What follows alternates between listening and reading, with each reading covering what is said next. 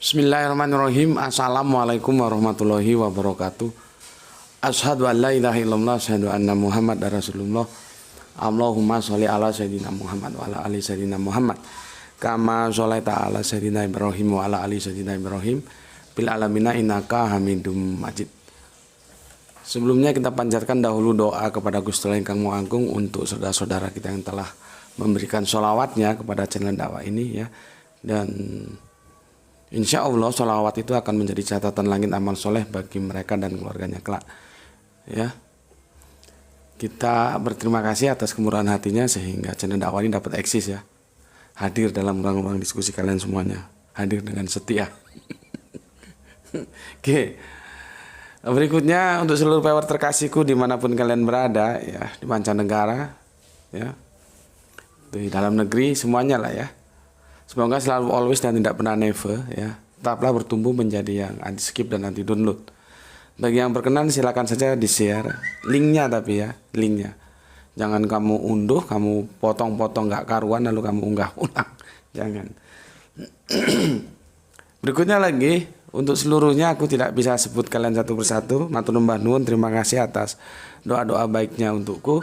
Dan aku juga memanjatkan doa itu kepada Gusti Allah Ingkang Maha Agung. Semoga kebaikan doamu untukku Gusti Allah Ingkang Maha Agung curahkan juga untukmu. Insya Allah doa kita menjadikan bagian dari doa-doa yang diijabahi oleh Gusti Allah Ingkang Maha Agung. Amin amin ya rabbal alamin. Kali ini kita akan menarik sebuah tajuk di Mampir Ngombe kali ini adalah yang terkait dengan perang dan Islam.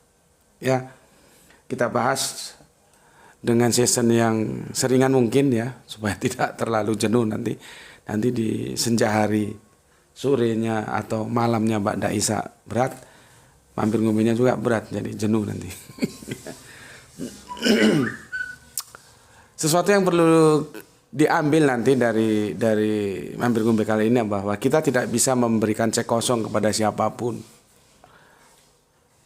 Jadi jangan pernah terpesona dengan posisi seseorang, dengan ketokohannya, dengan mungkin karismatiknya, dengan status sosialnya, dengan apapun ya.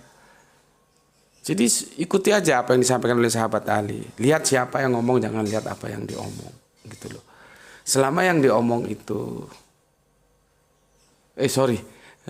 lihat apa yang diomong. Jangan lihat siapa yang omong gitu ya. Kalau yang diomong itu sesuai dengan Al-Quran dan hadis, seiring, sejalan, seia, sekata, maka kita terima. Tapi kalau tidak, kita tidak perlu melihat siapa dia. Kalau dia melanggar dari kaidah-kaidah Al-Quran dan hadis ya kita tolak gitu aja. Ya, jadi tidak ada feudalisme. Dalam dunia akademis tidak ada dan tidak boleh ada feudalisme. Ya, semua harus duduk dalam meja yang sama. Oke. Ini puasa ya, jadi no cafe. No cafe. Hari Selasa puasa aku. Sebelum ke sana aku bacakan dulu komen yang masuk sebagai bentuk penghargaanku, bentuk apresiasiku kepada kalian semuanya ya. Pertama, Soleha kita Gispati, alhamdulillah Palu nyimak pertama. Salam Isra semuanya saudaraku, oke. Salam Isra juga untukmu. Berikutnya dari Kang Irfan Al-Akbar ya, kisah yang menyentuh hati. Nilai kebaikan terhadap anak-anak yang butuh kursi roda seperti itu adalah bahasa yang universal ya. Sebuah bahasa yang mampu menggetarkan langit dan membuat para malaikat bersolawat kepada orang tersebut. Amin amin ya rabbal alamin ya. Masih banyak sambil menyeka air mata dari Kerinci Jambi. Masih menyimak masih menyimak sambil menyeka air mata dari Kerinci Jambi. Oh, masih di Jambi ya. Ya.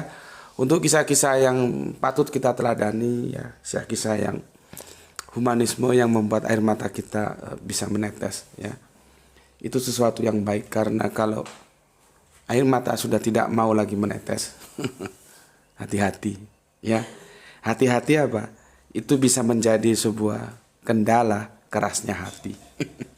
Oke, terima kasih Kang Irfan Al-Akbar yang ada di Kerinci Jambi. Semoga selalu dalam lindungan Allah menjalankan tugas-tugasnya di sana. Berikutnya Kang Pep Hendarwan. Alhamdulillah Gus, terang dan jelas sesuai dengan pandanganku. Hatur nuhun pisan Gus ilmunya yang barokah. Saya akan zakatkan kepada orang-orang terdekat dahulu. Salam Isra. Oke, salam Isra juga untukmu. Alhamdulillah, terima kasih kalau sudah tercerahkan ya. Ya memang begitu. Aturan mainnya begitu ya. Ya monggo silahkan, memang juga aturan mainnya kita kalau memberikan zakat itu ya, itu diutamakan orang terdekat. Diutamakan dulu yang masih ada ikatan persaudaraan. Bukan nepotisme loh ya. Karena itu untuk mencegah jangan sampai persaudaraan yang sudah ada itu justru terpisah. Gitu ya. Seperti sahabat Abu Bakar kan itu kan selalu memberikan support secara finansial atau ekonomi gitulah ya terhadap ada keluarganya yang secara finansial atau secara ekonomi hidup berkurangan. Itu sahabat Abu Bakar support terus itu. Dan satu peristiwa ketika saudaranya yang disupport itu ikut dalam kelompok yang menyebarkan hoak itu ya tentang cerita-cerita hoak Bunda Aisyah ya yang pernah kita diskusikan kemarin itu tentang laki-laki buruk untuk perempuan buruk dan sebaliknya itu ya kan akhirnya ya sakit hati lah. Siapa orang tua tidak sakit hati kalau putrinya diberitakan dengan berita apa ya penyelewengan berzina seperti itu kan ya tentu manusiawi sakit hati lah. Kan putri itu harga diri bagi seorang bapak ya. Terus putrinya dihoakkan begitu. Ya. Ketika itu sahabat Abu Bakar menstop, tidak lagi mensuplai bantuan. Langsung kan turun ayat itu yang kita baca kemarin. Bahwa Allah perintahkan sudah dimaafkan saja. Dan akhirnya support diberi kembali gitu. Itu masih keluarga. Jadi kalau Kang Pepep Endarwan mengatakan begini ya, alhamdulillah terang dan jelas sesuai dengan pandanganku. Hatur nuhun pisan Gus ilmunya yang barokah. Oke, sami-sami Kang ya. Hatur nuhun abdi kamanehna. Saya akan zakatkan kepada orang-orang terdekat dahulu. Salam Isra. Oke, salam Isra. Orang-orang terdekat itu pertama talian keluarga, yang kedua orang-orang sekitar kita. Jangan kamu orang jauh tolong tetanggamu di sebelah rumah kelaparan kau kan itu namanya goblok yang tak terkirakan gitu ya. Enggak. Lihat dulu sekitarmu. Oke, atur nuhun Kang Hendarwan ya, Kang Pepep Hendarwan. Salam Isra juga untuk semua keluarga di sana. Berikutnya Kang Wahyu 72. Assalamualaikum, Brebes hadir. Isra Islam rasional. Nyimak semoga kita muslim dan muslimah bahagia dunia dan akhirat. Salam Isra. Ini dia. Hadiah dari Kang Wahyu 72. Ya. Enggak tahu Kang Wahyu ini sepertinya pengusaha ini ya. Kok sering ke Jakarta? Jakarta Brebes itu berapa jam sih? Muhammad Bintang Ramadan. Assalamualaikum Gus. Kemayoran selalu hadir. Oke. Nanti kita bahas di akhir ini ya. Karena ini bersesuaian dengan tajuk kita. Kang Helmi Aprianto, alhamdulillah Cilacap Kota Nusa Kambangan hadir Gus di sela-sela Makaryo. Salam Isra Islam rasional. Oke, terima kasih untuk Kang Mas Helmi Aprianto. Salam untuk Abah lama nggak teleponan. Ya mungkin sibuk ya, tapi semoga sehat selalu ya. Apa jarang pulang ke Bumi Ayu ya atau gimana? Oke. Matur nuwun Kang Hilmi Aprianto, salam Isra juga untuk semua keluarga di Cilacap, di Bumi Ayu, semoga selalu dalam ridho Gusti Kang Maha Agung. Berikutnya Kang Jamuri Muri ya. Jamuri Muri, bagus namanya. Drummer Kus Plus itu namanya Muri. Setelah Kus bersaudara pecah ya. Bapaknya Cica keluar dulu kan Kus bersaudara. Bapaknya Cica Om Nomo keluar bikin sendiri dia Nokus Nomo Kuswoyo. Kus Plus tinggal 3 orang bingung cari pengganti. Penggantinya ya Kang kita ini dari Surabaya ingatku ya. Cak Muri. Muri. Terus mereka bingung kasih nama apa ini. Akhirnya Kus ditambah Muri. Kus plus, ya sudah Kus plus saja. Dan akhirnya kita kenal. Nah, ini namanya Kang Jamuri Muri. Nah, drummernya Kus plus itu namanya Muri, ya. Yang terkenal dengan lagu Cubit-Cubitan ya, tahun 79 itu, tahun 79 Cubit-Cubitan. Kemudian di cover dengan Ratu Dangdut. Ratu Dangdut yang saat itu memang suaranya dia bagus ya. Ratu Dangdut itu yang setelah hengkang dari Raja Dangdut ya. Masing-masing bersolo karir. Kemudian masuklah yang dari Semarang untuk menggantikan Ratu Dangdut itu ya. Oke. Bangka Belitung hadir nyimak Gus. Makin 3 jari Gus kajiannya. Tambah asik dan berseni. Ada suara-suara permaisurinya Gus, seperti goreng-goreng. Mantap. Jadi kita itu sebetulnya hidup bagaimana bisa mensiasati. Sesuatu yang kelemahan boleh jadi kalau kita canggih bisa menjadi sesuatu yang membawa keberuntungan. Kok gue kadang-kadang guyon mukanya si Kang Tukul itu kan mukanya kan seperti itu kan ya. Coba kamu bayangkan kalau Kang Tukul itu mukanya itu seperti pemain sinetron rata-rata, apakah dia punya nilai jual sehingga menjadi presenter yang membawa dia bisa menimbun pundi-pundi pundi-pundi kekayaannya? Kan tidak. Itu artinya bagaimana kelemahan itu diolah menjadi sebuah kelebihan ya. Orang-orang yang seperti itu orang-orang yang bicara apa adanya, tidak terdengaling-aling ya. Adanya begini ya begini. Seperti aku ya rumahnya memang sempit, adanya begini ya begini. Aku kalau mau minum ya minum aja. Ada yang bilang, Gus minum dulu kalau mau ngomong. Ngapain lu ngatur-ngatur gue? Kalau gue ngomong terus haus masa suruh nunggu selesai rekaman baru minum? Enggak ada. Gue biasa aja terbuka, bla-blaan apa adanya. Hidup bla-blaan itu lebih nyaman, lebih enak, lebih asik gitu ya. Ya. Enggak harus kan dunia virtual itu dunia yang sangat riskan, bisa menjadi tipu-tipu. Orang bisa saja seperti borju, seperti sultan, padahal hakikatnya di rumah sandal aja talinya putus. Sandal jepitnya talinya putus. Itulah ya dunia virtual seperti itu. Bisa saja kesolehan virtual itu ternyata tidak didukung dengan kesolehan aktual. Itu bisa jadi. Bukan hanya kekayaan ya. Di dunia virtual dia soleh. Di dunia aktual ternyata bajingan. Itu, makanya kalian hati-hati. Jangan terlalu percaya juga, meskipun jangan terlalu curiga ya. Biasa-biasa saja. Apa adanya. Seperti aku apa adanya. Ya memang jaraknya tidak jauh. Di sini kita short, di situ depan ini permaisuri lagi goreng-goreng untuk mempersiapkan menu untuk anak-anaknya tercinta. jadi anggap saja itu musik pengiring ya. Musik pengiring. Kalau film itu kan ada ilustrasi musiknya. Nah, sekarang kita ambil dentingan-dentingan penggorengan dengan lain-lainnya itu sebagai musik pengiring kajian kita. Oke, terima kasih Kang Jamuri Muri. Kemudian Bapak Ikhwan Tamim gimana Pak? Kabarnya sehat selalu ya?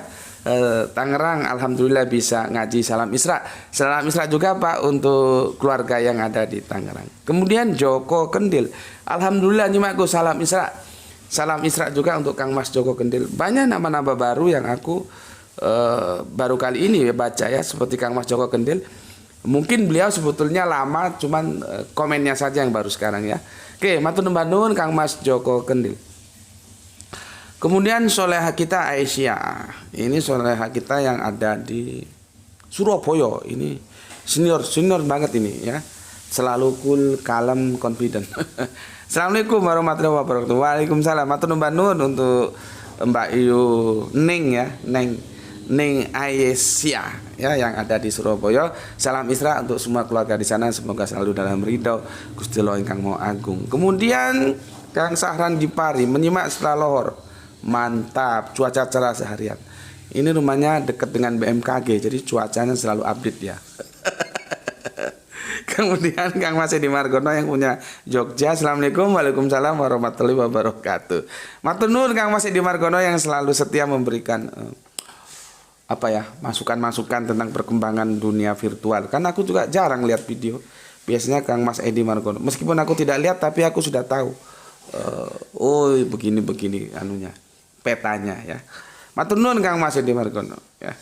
Berikutnya Kang Samsul Yatim subhanallah. Nyimak Gus, salam Isra. Salam Isra juga untuk semua saudara-saudaraku yang ada di Pandaan. Ya. Pandaan itu banyak pohon mangga ya. Dulu ada pewer awal-awal kita dulu pewer dari Pandaan tapi aslinya dari Jawa Barat. Neng siapa gitu lupa aku. Sekarang beliau profesinya konveksi ya. Sekarang mungkin sibuk atau bagaimana ndak pernah komen lagi ya. Tapi semoga sehat selalu.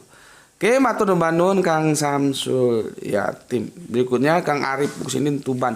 Hadir Gus. Oke, bagaimana kabar istri tercinta? Semoga Kang Arif Musinin tetap membimbingnya ya ke dalam Islam secara apa namanya itu? Terus menerus ya, tidak dibimbing itu jangan ya, terus dibimbing ya. Semoga menjadi yang benar-benar paham terhadap Islam karena istri beliau ini kan mualaf gitu ya. Oke. Matur nuwun Kang Arif Musinin yang ada di Tuban. Oke. Berikutnya Freedom Jabar absen Pak Guru salam Isra. Oh, dari Jawa Barat kamu. Cuman Jawa Barat itu ya luas.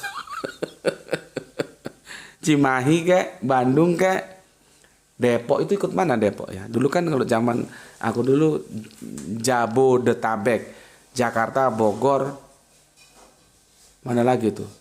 Tangerang, Bekasi ya. Dulu istilah itu ngetop sekali ya.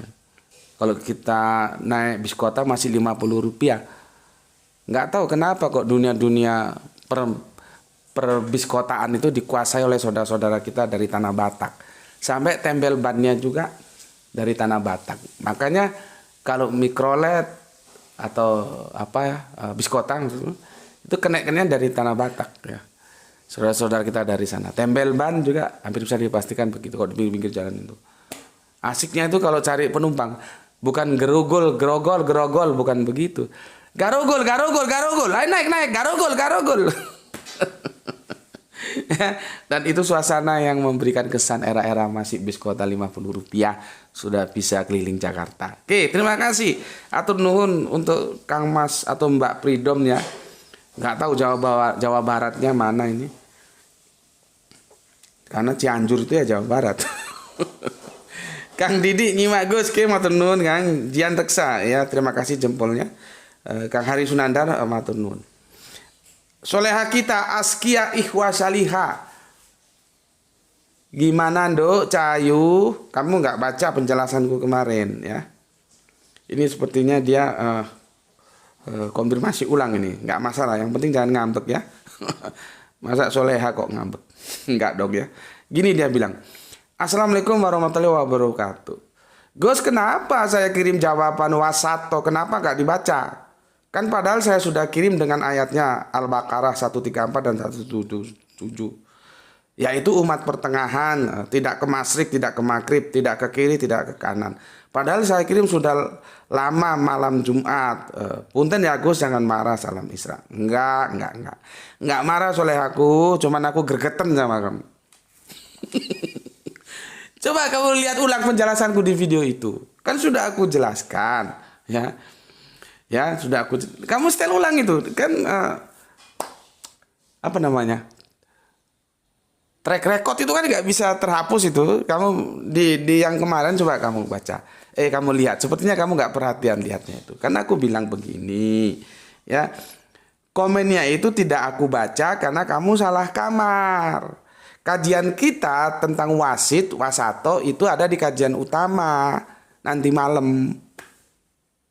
Nah, kenapa justru komenmu masuk di mampir ngombe di kajian yang pagi, yang duha?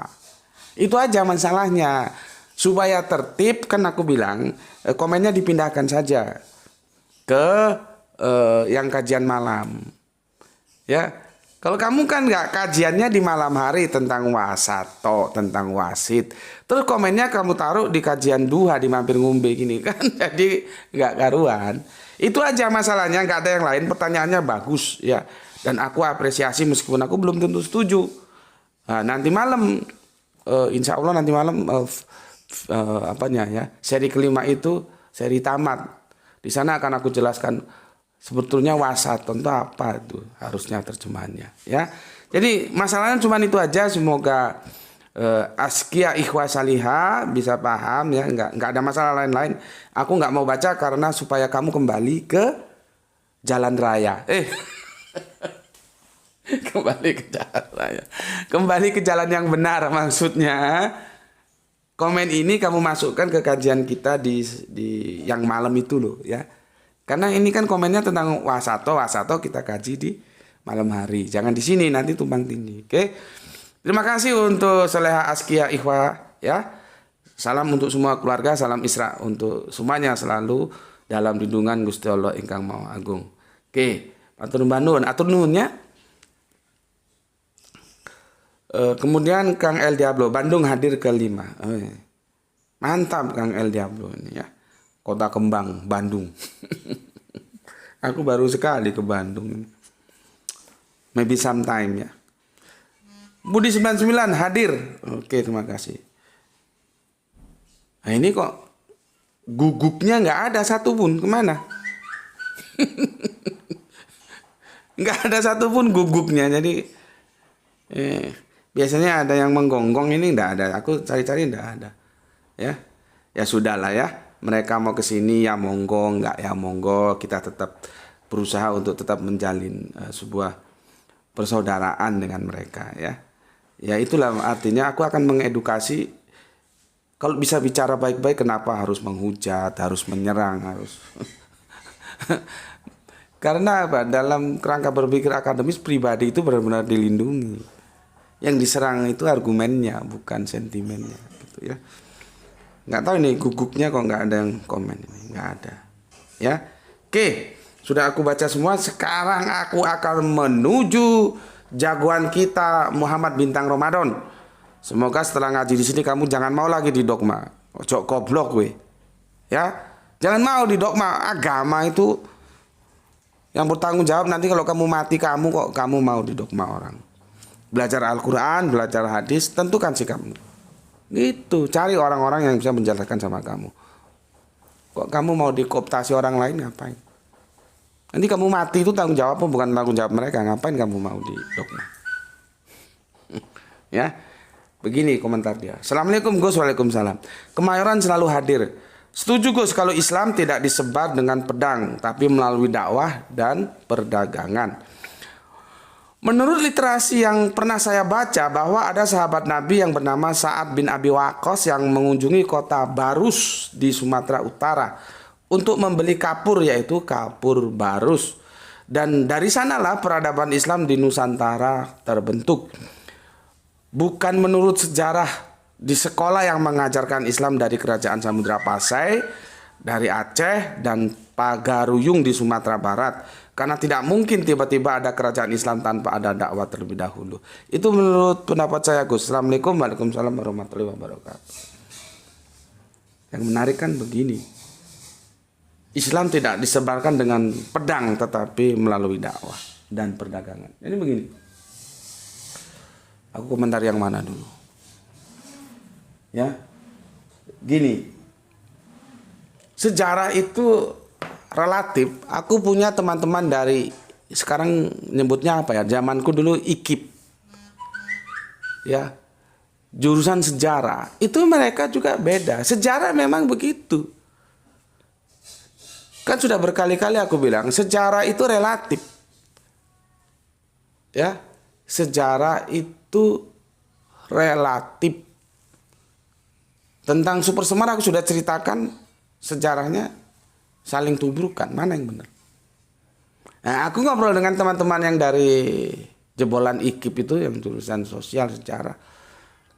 Kalau dulu kan kita satu suara. Oh, Islam itu dari mana? Dari tanah Barat Tengah ya. Ngerti tahu? Aku maksudkan Barat Tengah. Karena kita ada di sini. Kalau kita di Inggris baru nyebutnya Timur Tengah gitu ya. Barat Tengah mana? Arab ya, dulu tentunya belum Saudi Arabia ya. Dari Arab gitu aja lah ya. Kalau Arabnya dimaksud tentunya Mekah Madinah gitu kan. Bergerak kemana? Langsung ke India. Terus dari India terus kemana? Baru masuk ke Nusantara. Indonesia belum ada. Dulu yang paling favorit itu yang kita terima waktu masih SD. Ya. Kemudian muncul lagi, oh enggak. Dari Cina. Nah, terus kemana? Masuk ke kita. Makanya ada dikenal itu Cheng Ho itu ya. Apa? Penguasa lautan lah gitu ya. Cheng Ho masuk ke Nusantara. Nah ini dua ini mendominasi akhirnya. Walaupun yang dari India itu lebih mendominasi dulu. Ya sampai ada yang menurutku ya keterlaluan lah itu. Dia katakan tentang Cina. Ya kalau memang benar Islam dari Cina baru masuk ke Indonesia, ya kita tidak ada masalah sih, tapi jangan terlalu lebay. Ada salah satu tokoh sekarang sudah pensiun dia, tokoh nasional ya, yang begitu mengangkat cerita ini menjadi berlebihan. Enggak. Ya bukan kita tidak menghormati Cina ya, kita hormati lah ya. Cuman kan harus jangan sampai berlebihan gitu. Dua itu mendominasi. Baru akhirnya kisah yang dibaca sama Muhammad Bintang Ramadan ini, ya Sa'ad bin Abi Waqqas ini yang mengunjungi kota Barus itu ada di Barus itu termasuk tanah Batak gitu kalau nggak salah ya. Makanya disebut kapur Barus itu kapur dari Barus ya. Justru yang masuk ini sahabat ya Abi Waqqas. Kalau era wali itu nanti itu masuknya dari bukan Arab, Turki ya. Jadi banyak versi ya. Menurutku silahkan saja mau diambil versi yang mana ya. Tetapi yang sesuatu yang harus kita garis bawahi dan itu menjadi sebuah kebenaran yang absolut. Islam itu tidak disebarkan dengan pedang, dengan perang, tidak. Kita bicara Islam ya, kalau agama lain itu nanti jangan kita campur. Kita bicara Islam. Islam itu tidak pernah disebarkan melalui pedang, melalui perang, tidak pernah. Ya. Dia masuknya lewat jalur perdagangan. Kalau dulu kan perpindahan populasi dari satu tempat ke tempat itu yang paling memungkinkan dan paling ramai itu di jalur perdagangan itu. Ya, makanya ketika Kanjeng Nabi Isra terus melakukan perintahnya. Jadi Kanjeng Nabi itu hijrah itu karena diperintah Allah. Kalau Gusti Allah tidak perintah itu apapun katanya, bagaimanapun bajingannya Arab pagan itu Kanjeng Nabi tetap di situ. Itu pemimpin itu begitu.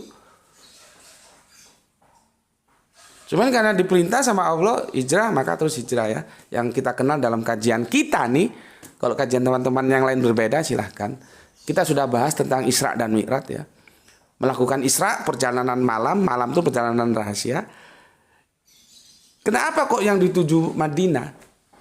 Di Madinah sana ada sebuah tempat yang dimana mereka siap menampung. Aku tanya sama guru Al-Quran, Guru Sendi, kenapa bisa begitu? Karena sudah ada komunikasi lewat jalur perdagangan. Jadi kita nggak tahu kondisi Madinah ini mau menerima. Ya dulu belum Madinah tentunya, Yatsrib ya. Yatsrib ini mau menerima nggak?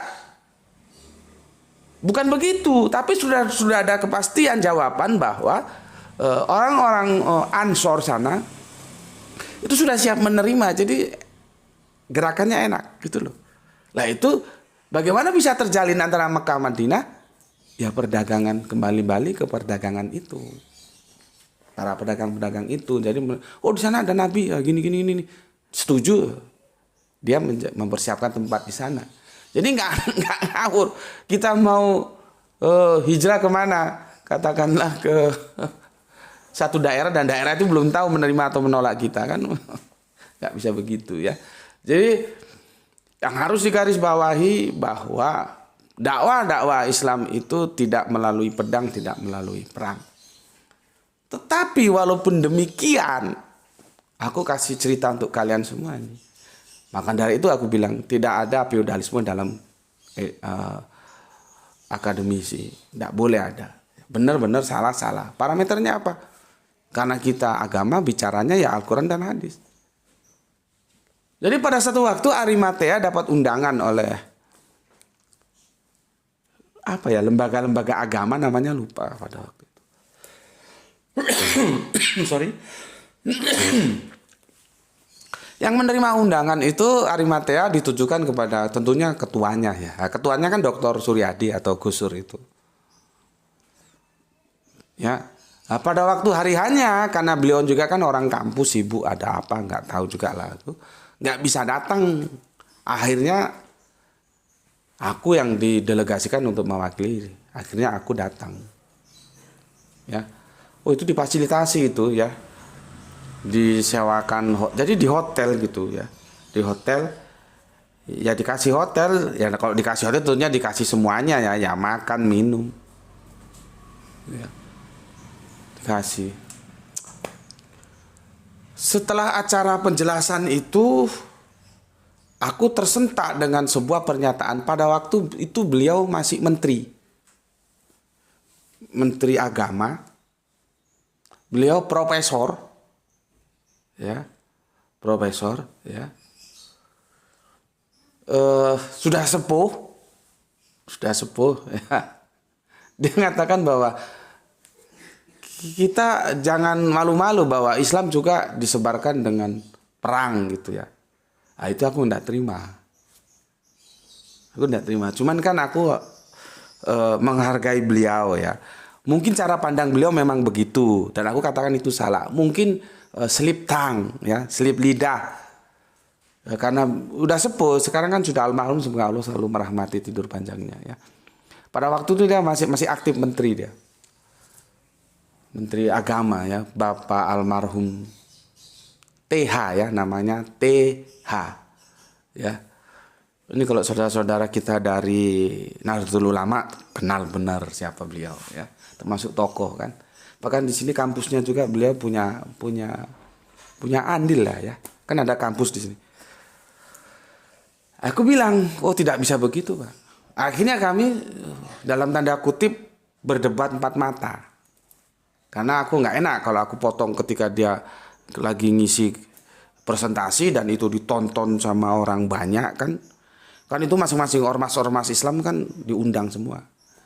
Jadi aku memilih waktu yang jangan sampai bapak kita ini kehilangan muka. Karena memang beliau menteri, profesor, dan usianya memang sudah lanjut, sudah sepuh kan. Ya, jangan sampai debat dengan anak muda di depan umum. Tentunya aku kan kalau sekarang sudah setengah umur, pada waktu itu masih muda. Dan dibanding beliau memang pantasnya jadi anaknya kan. Jangan sampai beliau malu lah. Maka setelah selesai aku datangi, kami debat empat mata. Gitu loh. Saya tidak setuju. Gitu. Ya. Aku minta literasinya mana? Enggak ada. Berikutnya si Ustadz ini kan terkenal juga yang kemarin menjadi rujukan oleh bapak kita yang 40 tahun mencari kebenaran. Nah gitu loh. Hati-hati, aku itu kalau bicara juga harus hati-hati, takutnya nanti aku bicara salah diikuti orang. Bagaimana sih Ustadz? Ustadz itu Ustadz terkenal, kalian tahu kemarin juga waktu rame tentang wayang sudah kita bahas kan. Nggak salah doktor juga dia, alumni entah Mekah, entah Madinah, gue sih nggak ada urusan sama gitu. Salah, benar gitu aja. Dia bilang kan bapak kita kemarin yang 40 tahun cari kebenaran kan dia kan agak risih dengan peperangan itu kan. Terus dia bilang Islam disebarkan dengan perang. Bapak tahu dari mana? Dari video siapa? Ustadz ini, dia bilang. Tapi videonya sekarang sudah nggak ada, sudah di take down.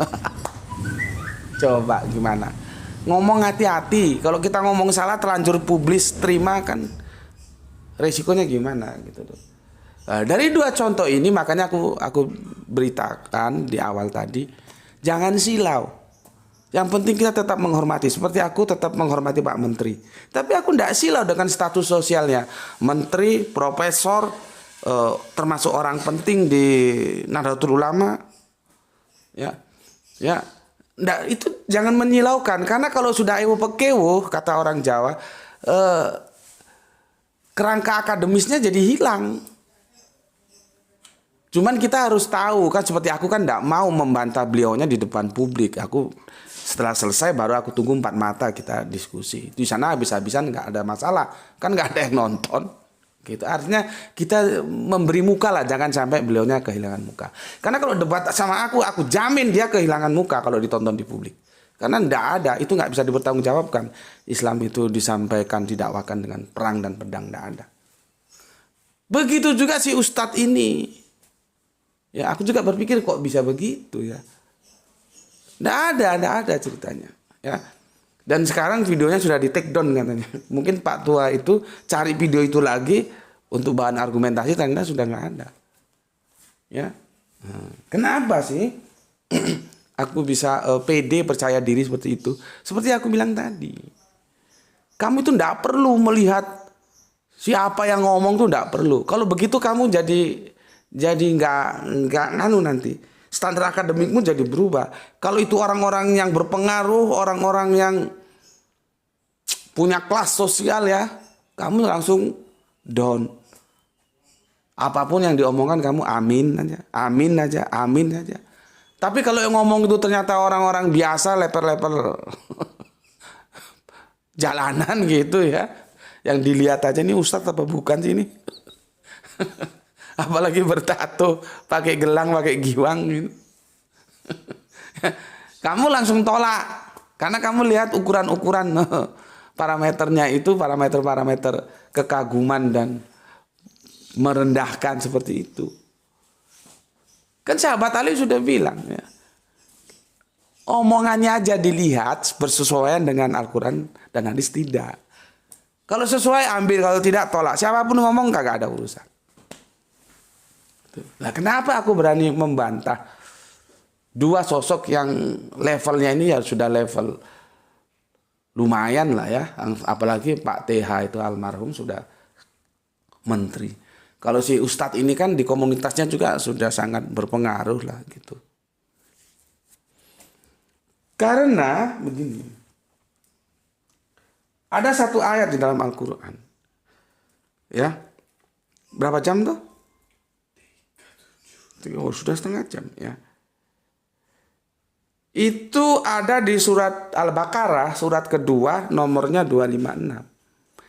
Yang kita itu insya Allah ya hafal lah ya. Apa dia? La ikraha fiddin. Tidak ada paksaan dalam beragama itu. Jadi siapa elu mau paksa-paksa orang ngikuti agama elu? Allah saja yang punya agama itu, yang memberikan agama itu untuk manusia, tidak main paksa kok. Dia bilang ini ada dua jalan nih, lu sudah gue kasih otak, pakai otak lu untuk memilih jalan mana yang bikin lu selamat, jalan mana yang bikin lu celaka. Orang Allah aja gak main paksa kok kita mau paksa orang ya.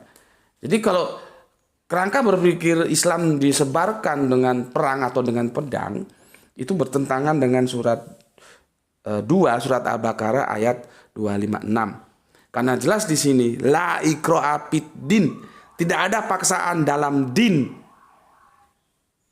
Enggak ada, enggak boleh paksa. Kita hanya menyampaikan. Ya. Maka sebuah pemikiran yang disampaikan oleh Pak Menteri tadi dan Kang Mas Ustadz kita ini dengan serta-merta aku bantah. Dan itu juga nggak didukung sejarah sih. Bagaimana mau diterima? Aku bantah, tidak ada. Ya. Yang repotnya lagi ya, biasanya ketika orang-orang kafir belajar tentang bagaimana perang dalam Islam, itu belajarnya tidak diniati secara holistik, tidak penuh. Mereka hanya mendengar kadang-kadang ya. Coba langsung membaca ke Al-Qur'annya dan dibaca secara keseluruhan. Ya. Karena kalau yang dia baca misalkan nih ya, misalkan yang dia baca ini, dan ini dia potong ya. Misalkan surat Al-Anfal, surat Al-8 3 dan perangilah mereka itu sampai tidak ada lagi fitnah. Dan itu dia tidak pahami, dan perangilah mereka, selesai di situ. Wah. Padahal kan harus dibaca, perangilah mereka itu sampai tidak ada lagi fitnah. Kalau sudah ada fitnah, ya jangan diperangi. Gitu loh, ya. Cuma kalau ayat itu dipotong, wah ini suruh perang itu ada lagi kan bunuh mereka gitu. Ya, ya kalau kamu potong seperti itu ya selesai sudah. Kesannya memang jadi lebih kejam dari apa yang seharusnya dan menjadi lebih kejam lagi kan seperti yang ada di perjanjian lama itu kejam lagi itu. Bukan hanya manusianya itu. Manusianya dari mulai yang tua sampai yang orok dihajar. Binatang ternaknya juga diselesaikan semua itu kejam banget. Ya. Ini pun kalau dibaca dipotong seperti tadi yang aku bilang, ya, bunuhlah mereka, selesai. Ya jadinya kejam. Artinya apa? Kesalahan itu ada pada mereka yang tidak mau membaca ya tentang bagaimana ayat-ayat perang itu harus dikompilasi dulu, baru kalian paham bahwa perang dalam Islam itu tidak menyerang, tidak ofensif, tetapi defensif, bertahan. Jadi kalau diperangi kita baru memerangi. Gitu loh ya. Dari ini dia akan menjadi membantah lagi, menyanggah lagi ada sebuah opini bahwa Islam disampaikan dengan perang. Enggak. Di samping ayat yang populer tadi ya Al-Baqarah 256 ya. Ya. Dan dalam perang dalam Islam pun itu ada aturan main seperti ini ya. Ini surat Al-Baqarah surat 2 ayat 190. Dan perangilah di jalan Allah orang-orang yang memerangi kamu. Ada syaratnya, tetapi jangan melampaui batas. Coba. Yang begini ini tuh nggak dipahami. Entah memang mereka niatnya memang hanya untuk bahan untuk menyerang saja juga nggak tahu lah ya. Tapi cobalah diniatin belajar. Tidak, Islam itu bukan agama yang suka perang. Tapi Islam juga bukan agama yang takut perang. Nah itu beda, suka perang, suka memerangi sama takut perang itu beda. Konteksnya beda ya. Intinya kalau orang Betawi bilang, ya kalau lu jual ya gue beli. Gitu loh ya. Kalau lu perangi ya gue juga perang, maju perang gitu. Tapi kalau lu baik ya gue juga baik. Ya. Aku kira ini untuk siapa ini tadi? Ini jagoan kita ini Muhammad Bintang Ramadan, jelas ya. Semoga ini meneguhkanmu sehingga kamu. Tetapi kalau kamu masih mau di dogma itu urusan kamu lah. Cuman aku tanya aja, kamu ngaji di sini tapi masih mempan di dogma terus apa gunanya? Lebih baik tidur aja sana gitu ya. Oke, itu semuanya semoga ada pelajaran yang bisa kita ambil ya. Untuk saudara-saudaraku pesanku jaga Allah, jaga kanjeng Nabi, jaga Al-Qur'an, jaga Islam, jaga sholat dalam bingkai hati keimananmu. Tetapi tetap memberi hormat kepada saudara-saudara kita yang lain ya. Semoga ini duhanya cerah, matahari sudah membagikan senyumnya ya.